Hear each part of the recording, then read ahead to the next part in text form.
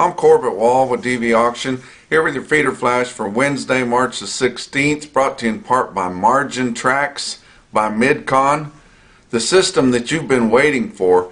Keep an updated snapshot of your cattle margin, hedge margin, and net margin at your fingertips. Visit midconcattle.com or scan the QR code on the screen. An exit plan, and that's what the world needs to give Vladimir Putin here.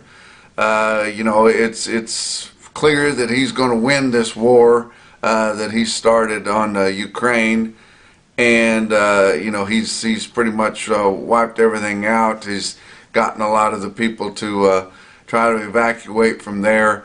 The president there has not given up, but he's just sitting there pretty much at his mercy.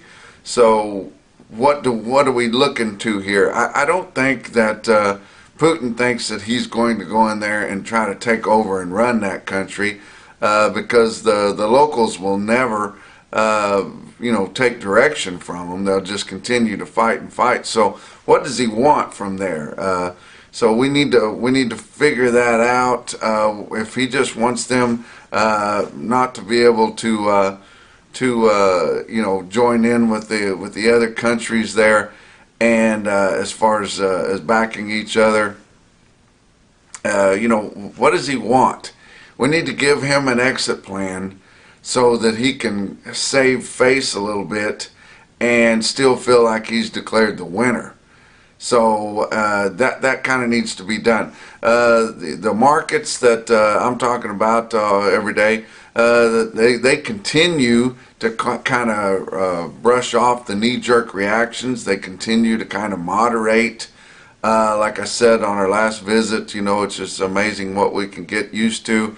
We've become pretty calloused to what's going on around the world, and that continues. But I tell you what, we talked last week about that war going on for years. I don't know about that. I mean, if they keep going like they've been going, that place is going to be a parking lot before long. But I think the best thing that they can do is to give him an exit plan, let him declare victory, and decide what he wants. I don't think he wants to live there. I don't think he expects those people to become Russian anymore. There may be some of those states that are closest to him that kind of follow after him and have a lot of sympathy, Russian sympathy. Maybe they would want to, but for the most part, he just doesn't want them, becoming members of NATO, and if that's what he wants, let him have it. Get this thing over with and do something. But Ukraine's got the sympathy of the bulk of the world and their aid, but nobody wants to get directly involved for fear of a nuclear war or a biological or chemical war, and so everybody's kind of staying at bay and staying out of it. And so we'll just have to see what's going on. I talked about your markets kind of getting back to normal. Oil has fallen below $100 a barrel. It was up there around 130 or better there a week or so ago, but now under $100 a barrel. Now the gas at the pumps has not gone down. It continues to skyrocket because of the continued unrest there. But we just need to give them an exit plan and find some way to get resolved from this thing. And if we had a stronger leader ourselves, maybe he would go in there and try to get something done. But let's look at the board for Tuesday. April live cattle futures were up 52 cents. That's the third day in a row of gains on our nearbys. That was closed at 140.85, and we'd kind of hope to get somewhere close to that on a weighted average this week as guys continue to dig their heels in. June live cattle up $1.10 at 136.80. Your back months were unchanged to up 62 cents. So not too bad of a day for live cattle futures. Feeder cattle, March was up 40 cents at 156.35, despite corn being quite a bit higher. April was up 20 cents at 162.60. Your back months on feeder cattle were mixed, from down 50 cents to up 20. Your grains, like I said, corn was up 9 3/4 cents, closing at 7.58 after normal trading hours. Beans down 11 3/4 cents at 16.58 3/4. Kansas City hard red winter wheat for May, and it's just continuing, jostling one way and then back the other, but had been down quite a bit. Now back up 57.5 cents on Tuesday to close at 11.57 1/2. And you think, do those traders just think, well, gosh, how stupid were we the day before? We were trading that stuff at 50 cents or more a bushel one way or the other, and then how can it change that? Now, nothing's really happening day to day on that, yet they just enjoy the volatility, because that's where the traders make all their money, and it's usually at the expense of the producers, just like everything else. Fat cattle trade, none, and that's significant. We didn't have any trade of any significance direct basis on Friday, Monday, or Tuesday. So it looks like your cattle sellers have decided that enough's enough for giving up this market position. We know that we've got a bunch of cattle coming down to pike here in 6 or 8 weeks or so, and so we're going to hold the ground here, and that's good for them. Did hear prevalent bids of 139 in the north, so that's just good that people resisted those bids, and maybe they'll continue to hold off here.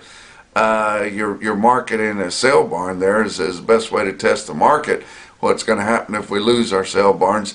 How about Stockman's Livestock in Yankton, South Dakota? Had a pretty good run of fat cattle there, like they always do. Conventional type cattle, 137 to 142 1/4, and that was a strong steady. Your drug-free or non-implanted cattle were steady to $2 higher, ranging from 141 1/2 all the way to 148 1/2. Majors were in there trying to buy cattle, as got reported to me, but they didn't want to raise the prices, so they were willing to take lower grading cattle, lower yielding cattle at the same prices as what they paid last week, without raising the market, but still getting some cattle put together. So they're needing to get some cattle put together to fill their needs. Box beef cutout values were mixed, but I do think we found the bottom there at the end of last week, and so seasonally, like we've been talking about, it's time for your box beef cutout values to come back, and I think they will. Choice cuts on Tuesday afternoon up 239 at 257.90. Selects down $1.10 is all at 248.84. Slaughter is running really good so far this week, with 2 big days of 125,000, but 250,000 through the first 2 days. That's the same as last week, and 21,000 more than the same week a year ago. Talk about what else is going on. You guys that are shopping for genetics this spring, or looking to change or improve your herd there, think about Limousine. Let Limousine and Limflex take you full circle. If you're looking for feed efficiency, improved marbling in your carcasses, superior yield grade whenever you harvest those cattle, and calving ease when you're calving them out, visit NALF.org for more information. Talk about your feeder cattle market. That's also brought to you by Margin Tracks by Midcon. Real-time index cash price based on an 800-pound steer, 153.66 to close the trading on Tuesday. That was up $1.22. Very significant, up $1.22. That's a 7-day moving average, guys. This market's coming back. It's coming back fairly strong here, as we're still in unrest and uncertainty, but it's coming back nonetheless. Talk about your big sales on Tuesday. How about Ozarks Regional Stockyards, West Plain, Missouri? 2,800 head there in the barn, and another 400 head on their in-house video they do with DB auction. Pretty good sale. Steers steady to $3 higher. Spots as much as $6 higher on the heavier weight feeders, which they didn't have a real good test of, but quite a bit better than last week. Heifers sold steady to $5 higher. Some of the other sales they had on Tuesday, Beaver County Stockyards, that we talk about a lot here on the Feeder Flash, 3,500 head there. Really good sale. And if you look at the changes there on your weighted averages over on the right hand side of the screen, look at your changes. It was mostly sharply higher. and of course fell victim just like all the other sales did last week to a lower market, but bounced right back. Let's look at your best tested weights of steers there.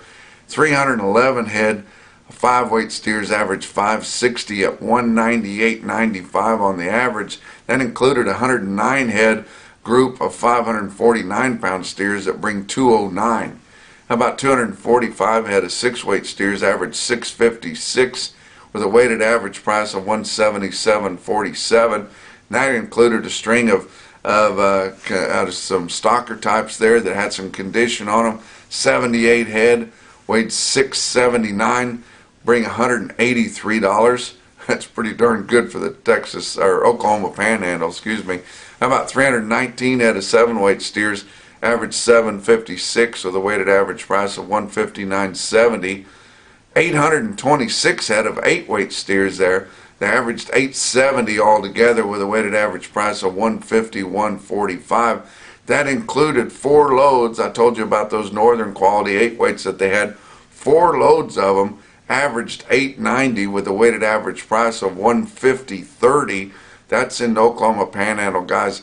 There's no farmer feeders within 600 miles of there, so that's pretty snappy price there. And then 407 head, 929 pound 9-weights there, average 146.23. I did see they had a load weighed just a touch over 1,000, bring over 140. There again, we talked last week about some cattle that did that further up north, but how in the heck are you going to make those work whenever you look down the pike at your live cattle futures and they're in the low to mid 130s, and the cost of gain is sure going to be that much. That makes you scratch your head there. Somebody's got some cheap gain somewhere. How about Kimball Livestock Exchange, Kimball, South Dakota, 4,600 head there. Really good sale there at Kimball. And you look, and the biggest part of the run was heavyweight steers. And so let's look at your best tested weights of steers there. 725 head of your 7-weight steer calves, average 745 with a weighted average price of 168.83. That included a string of 231 head, average 766 at 170.75. 1,293 head of 8-weight feeder steers, averaged 845 with a weighted average price of 155.06. And 1,174 head of big 9-weight feeder steers, averaged 922 with a weighted average price of 145.77. How about a few individual quotes that were impressive on Tuesday? Fredonia livestock auction there. My friend Brad Hahn had a heck of a good sale there, including 2 loads of fancy 90% black long-time weaned steers from the Steel Ranch there. There was 135 of them. They weighed 791 and bring $160, guys. That's close to 800 pounds out there in southeastern Kansas. How about Gordon Livestock Market in Gordon, Nebraska? 99 head, 510 pound fancy steer calves bring $216.50. But the best quote that I saw anywhere indeed come out of Kimball Livestock Exchange in Kimball, South Dakota. It's your Row Grow top quote for the day. 75 head, 814 pound steers bring $164.60. That's your feeder flash for Wednesday. Friday.